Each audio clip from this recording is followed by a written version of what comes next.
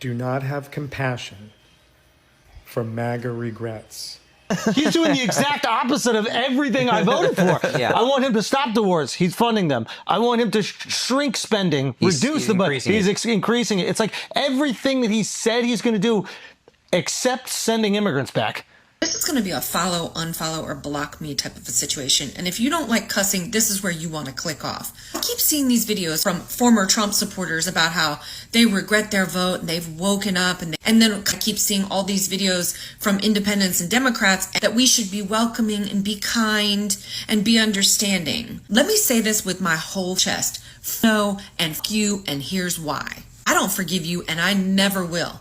And this is where most of you are going to click the fuck off because you don't want to hear the hard truth. This isn't about one policy or one mistake, the way you're trying to make it seem. This is about a man who ripped the soul of our nation in half. While you stood by in a MAGA hat, he poisoned our culture. He mocked, bullied, and threatened anyone who didn't swear absolute loyalty to him, like a dictator. He stoked a rage inside of people that gave fascists and racists permission to come screaming out of the fucking woodwork. But that wasn't enough for you. You voted for him not once, not twice, but 3 fucking times. Now you want back in because something finally touched you? Because now your rights, your family, your life is somehow threatened? You didn't care when he said he was going to carry out mass deportations. You didn't care when he vowed to dismantle our goddamn government. You didn't care about the environment, women's rights, civil rights, or even fucking democracy itself. Simultaneously called yourself a patriot. You didn't care about honor or decency. You supported a man who was brutally unkind, who hates the poor, hates anyone that's not white. You called yourself a Christian while supporting it because you still showed up. Now, when the flames are licking your fucking porch, you want to come stand behind our shield? Same fucking snowflakes you've been mocking for a decade? Now we're supposed to welcome you? You put the bullets in Trump's gun. I want you to stay regretful. Grand rising kings and queens from Africa and across the ocean, welcome back to my YouTube commentary. Much love and respect every one of you who have tuned in. Now, today, family, I'm diving into truth that many are afraid to admit. America is living through 9 months of Donald Trump because Trump have been on the seat for like 8 months and some days. It's like 9 months, okay? And the administration of Donald Trump in these 9 months has been nothing but chaos. For example, MAGA supporters, the very people who shouted his name with fire, the Latino supporters of Trump who shouted his name with fire, are now drowning into regret. Some are drowning into regret because of the immigration policies. Some are drowning into regret because of the economic crisis, because of the, security and everything. Okay, for 9 months straight, the cracks in America empire have become impossible to ignore. Inflation, unemployment, broken healthcare, racism boiling over, global isolation, political division, and through it all. So the same crowd that once screamed, "Make America Great Again," is now whispering in shame. And they are now asking questions, did we make mistake? And that's the video I'm going to do today. I'm going to play you videos of white America who are regretting. They are crying, the economy is harsh on them, the healthcare system is out of control, they are not affording everything. And everything black people have been saying for all these years, it is coming to pass. Watch these clips and then we're coming back more and say something about it. Today is October 2025, and I have some very upsetting news released today on the economy. Contraction, not good. Negative 32,000 is the headline number for ADP, which is obviously the worst in quite some time. Goods producing jobs down by 3,000 within that category. Construction off by 5,000. People have been waiting for that. Manufacturing down by 2,000. 28,000 service industry jobs, ADP says, were lost. 19,000 in leisure and hospitality, and professional and business services down 13,000. The only real positive category is education and health services, which... In addition, August was revised down another 4,000 negative jobs. We are at unemployment of 4.3% average, but as high as 6% in states such as DC, California. We have lost over 1 million jobs right now. Right now, the federal government is shut down day one. Nobody is getting paid. Some people are working and not getting paid. Others are going to be furloughed, laid off without pay. This is going to be catastrophic to the economy because the federal government is the largest employer. When you go to the airport, TSA, the FAA, when you go for your Veterans Affairs benefit, applying for loans for student loans, vegetables are up 38%. Foreclosures are up 18% higher than last year. Auto repossessions are skyrocketing. Credit scores are the worst since 2008. Please get your finances in order and please call your elected officials. Guys, it's literally happening. I'm going to show you what somebody just posted, and I want you to guess who posted it. Pause to read. If you guessed Amy Kremer, you would be correct. But if you're like most people like me, who the hell is Amy Kremer? She is the founder of Women for America First. And she hosted through that organization the Stop the Steal rally in Washington, D.C. that culminated in the January 6th attack on the Capitol by Trump supporters. Prior to that, in 2016, she ran 2 political action committees to help get Donald Trump elected. And prior to 2016, she was high up in the Tea Party movement. And she just posted that. And if you don't understand how important this is, let me enlighten you. She's about as deep as somebody can get within the MAGA cult. Additionally, she is a leader and conspiracy pusher within the MAGA cult. She is a power broker within the MAGA movement, and she just posted that. There you go. Morning. Top of the morning. That's a little bit better news, Yersty. Yersty. Seems like our government's going to give us a little bit of a, I guess y'all going to call it a bailout. Welfare. It's a little bit of a check. It ain't going to be much. It's going to come from some of this tariff money. Tariff. Thank the good Lord. But Amen. I'm the first one to tell you, farmers in general do not want subsidies. Sure you We don't do. want them at all. We don't want these, what y'all call a bailout. We don't want that. Socialism. A fair trade plan, a good market value. Oh, That's yeah. what we want for our crop. We can out yield any amount of money the government's going to give us.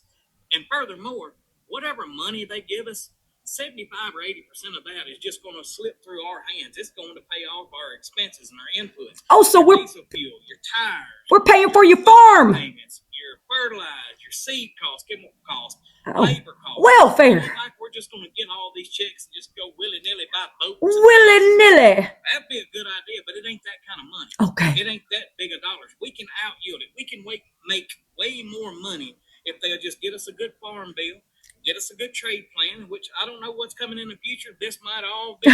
What's coming is they want your farm, buddy. I don't know what everybody's thinking, and I'm not talking right side of the aisle, left side of the aisle. I don't know. You voted on the wrong side of the aisle.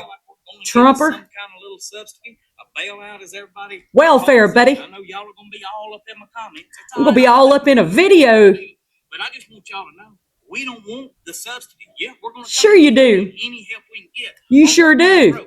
And when a farmer goes under, if you live in a Yeah, rural community, called socialism. when farmers start taking a big hit and going broke, that trickles down. It sure does. You get what you voted for. Boutiques, tire shop, grocery stores, gas stations. Yeah. We get hit, y'all get hit. Sure in these do. rural areas. Welcome to Y'all fascism. having a great day. We don't want the subsidies. Get off my back. The farmer needs some bail. The farmer needs some bail. Hi ho the dairy-o. The farmer needs some bail. Well, I know what side of the aisle you voted on. It only took me 2 minutes of checking your social media accounts to find this gem. But who am I kidding? We already fucking knew. Hey, Brainiac, the bailout you're begging for is called federal welfare, socialism, all of the damn things you've been hell-bent on voting against for others in the U.S. Voting with your racism, bigotry, and to own the libs is expensive. So what part of farmers accepting federal subsidies and bailouts and how that equates to welfare and socialism don't you understand? The same thing you MAGA chuckle fucks bitch about that helps others in need in our country. Women, children, elderly that are in need of assistance. But we know how self-centered and jealous you good old boys are. Always worried about somebody getting something for free. Meanwhile, you farm boy hypocrites are always getting bailed out every fucking time.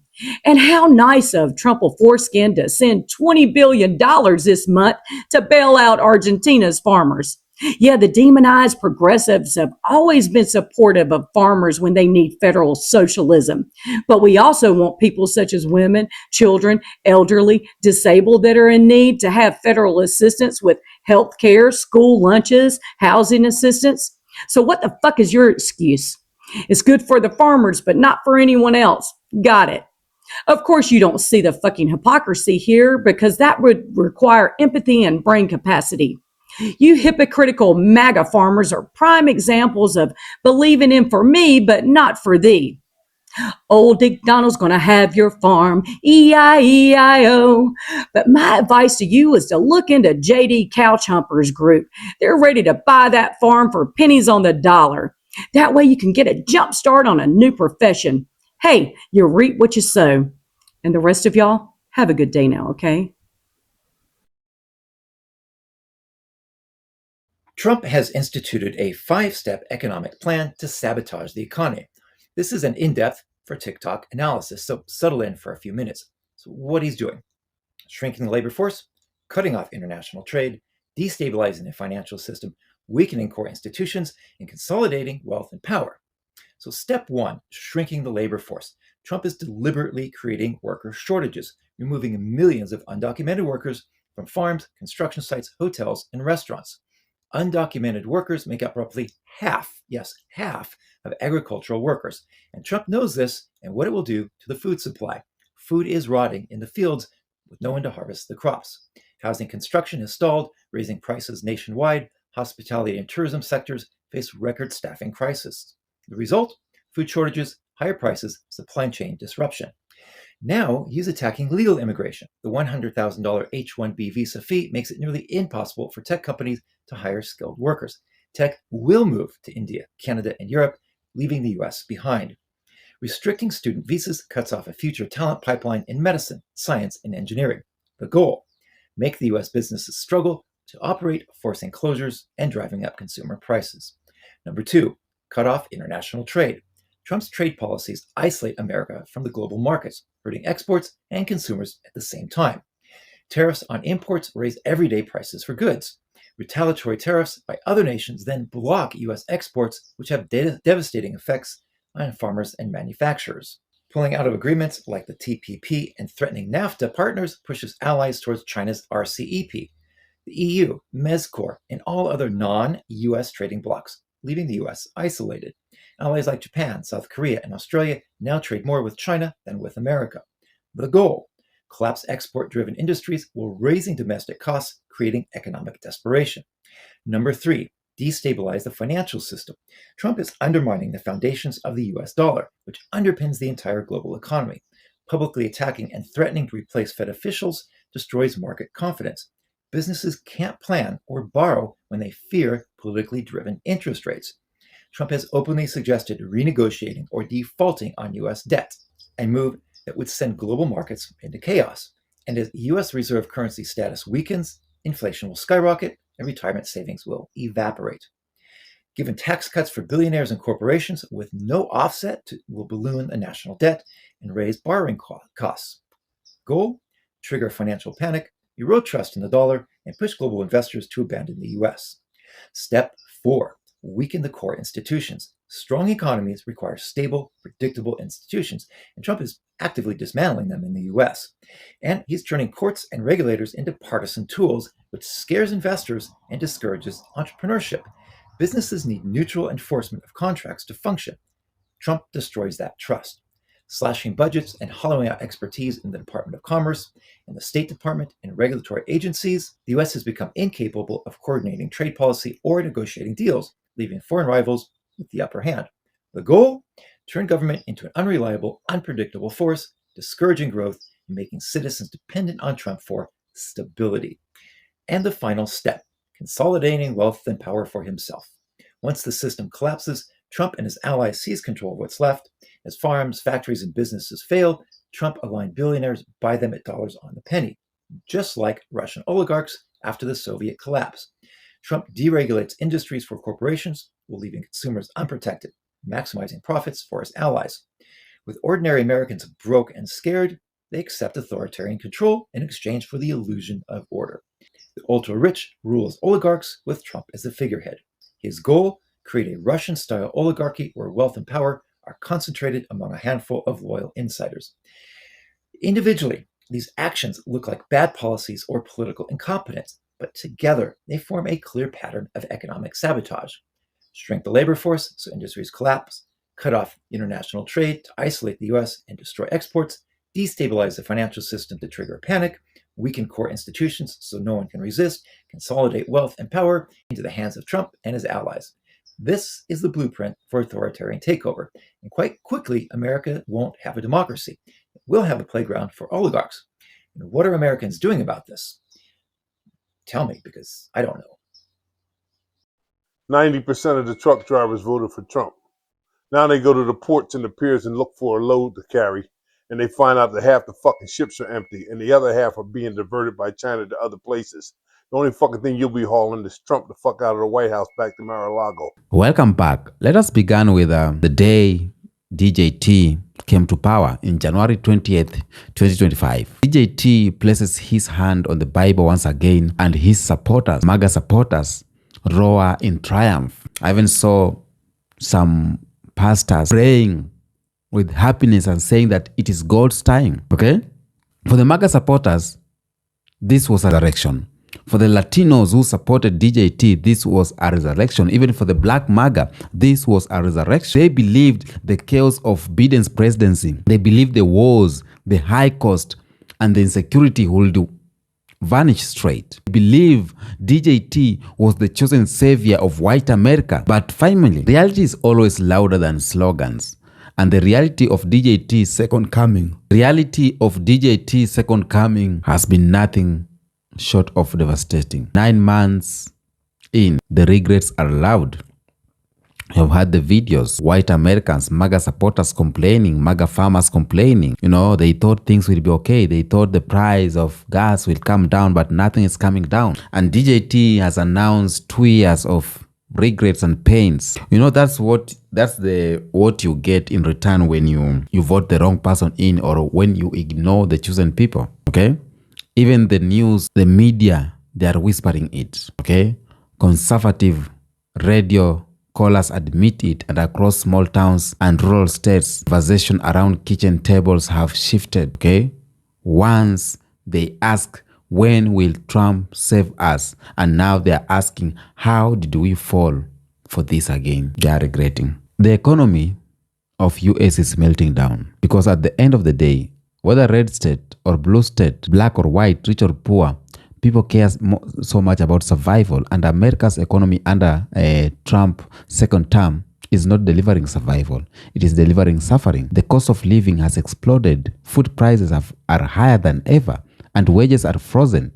Okay? Gas prices bounce up and down, leaving families unable to plan their budget. Farmers right now, the very heart of Trump base, find themselves betrayed again. Trade wars, tariffs, and broken promises have left crops rotting while international competitors thrive. DJT shouted America first, but his policies have left America last in many trade deals. Right now, factories are not reopening. Coal jobs are not returning. The Rust Belt is still rusting. And while DJT brags about the stock market, ordinary American can't even afford their mortgages, let alone investments. MAGA voters who once believed prosperity was a red hat away are now understanding that prophecy requires more than campaign chants. Prophecy requires more than just saying America great again. It requires real policies, and they are not seeing this. They are not seeing that real policies. Unemployment is creeping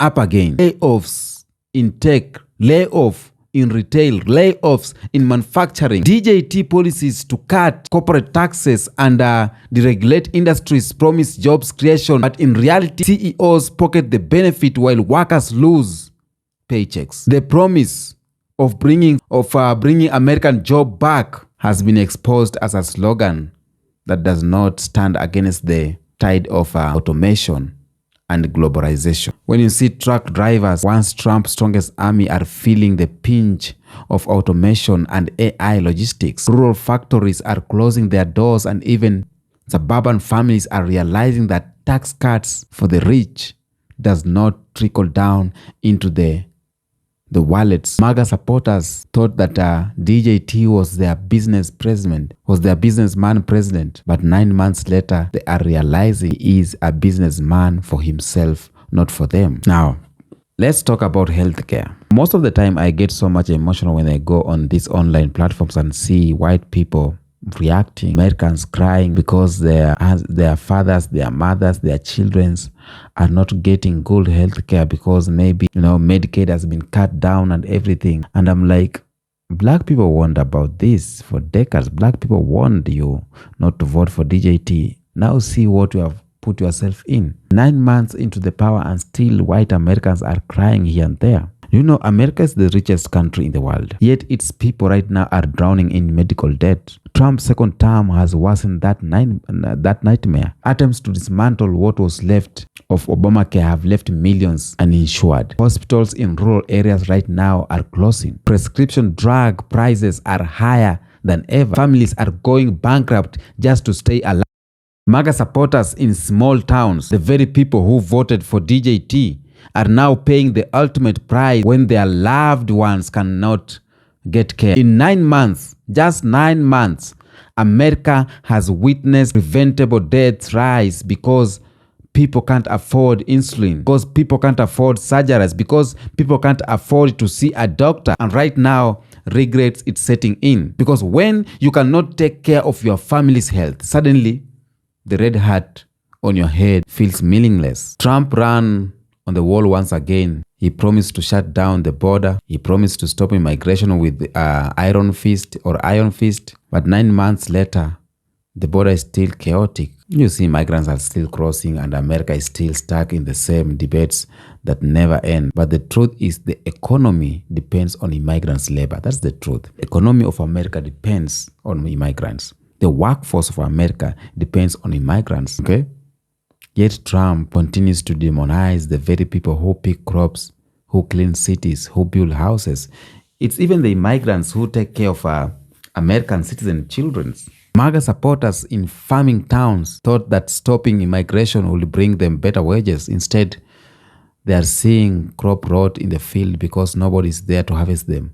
Nobody is willing to work for them because they have sent the immigrants away. Construction slows down because there are fewer workers. The workforce is gone. Farmers right now pay more for food and housing.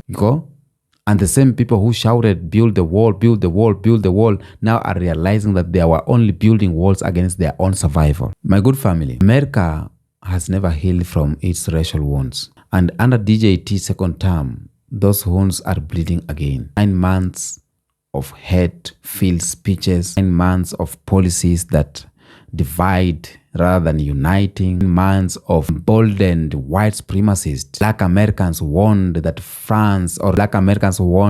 that Trump rhetorics would not solve problems but would fuel fire. And now, even some white conservatives admit they're feeling less safe because a divided nation is an unsafe nation. Police brutality continues right now. Prisons remain overcrowded. Black communities are still targeted, still suffering, still fighting. But something new is happening. White rural communities are also facing police militarization for the first time. For the first time, MAGA supporters are tasting the same bitterness they once ignored in black struggles. And that regret is haunting because oppression doesn't stop where you think it will, okay? But it knocks every door. Oppression knocks every door. Let's not forget about women. 9 months of DJT has brought women's rights under even more attack. Abortion bans are striker.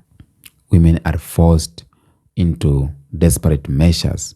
Families are torn apart by the lack of healthcare options. Women who once quietly supported DJT back then in 2016 and 2020 now speak louder than ever about regret, because when your body is controlled by the government, you cannot ignore politics anymore. America right now is witnessing protest again. Women, students, young people rising, the streets are loud, and MAGA supporters are beginning to understand that when you take rights away from one group, it will eventually affect everyone. America once called itself the leader, okay? The leader of the free world. But 9 months into Trump's second term, the world is laughing. Alliances are broken. Europe does not trust Washington. Africa is turning away from the West. Latin America is building ties with China. Even Asian nations are making new blocks of power, okay? So America's strongman, the president, has turned the country into a global loner. And MAGA supporters are realizing that isolation does not equal to greatness, it equals to weakness. And trade wars, sanctions, threats, they have backfired. America farmers lose markets, America tech companies lose contracts, and ordinary Americans lose respect abroad, okay? Once MAGA voters thought Trump would restore pride, but 9 months later, they travel abroad and face humiliation. Family, the regret is not whispered anymore. The regret is shouted. MAGA supporters now are calling into radio stations, into television. They're creating videos. You know, they complain at town halls. They confess to neighbors. They write on Facebook. You know, they are saying maybe we were wrong. The regret is heavy right now because they are living through the consequences of blind loyalty. Okay? For 9 months straight, America has fallen deeper into chaos, division, and suffering. And the very people who cheered the loudest are now crying the loudest. This is the lesson that you cannot build a nation on lies. You cannot build a nation, or you cannot build prosperity on division. You cannot build hope on hate. Sooner or later, reality catches up. And America is facing their reality now. So, kings and queens, let us understand the bigger picture here. What is happening right now in America is a warning to the world. It shows us that leadership without vision leads to destruction, okay? It shows us that hatred as policy leads to regret, and it shows us that black people, Africans, and oppressed communities were never wrong, okay?